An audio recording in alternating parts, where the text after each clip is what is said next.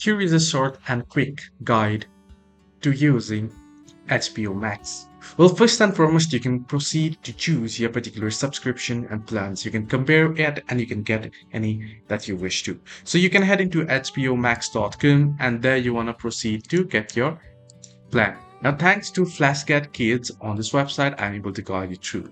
Now, first, as you can see, as mentioned already, you want to choose your plan on HBO Max. Visit the site or download the app and choose your subscription plan. You can create an account if you don't have one and create a password and register using the email. Once you have done so, enter payment info. You can pay monthly or annually as well. You can download the HBO Max app. It is available on a wide number of devices, including smartphones, tablets, smart TVs, and streaming devices as well. Once you have done so, simply log into your account.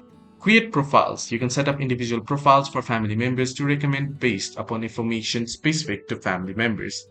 Once you set it, you can go from browsing HBO's gigantic content library to watching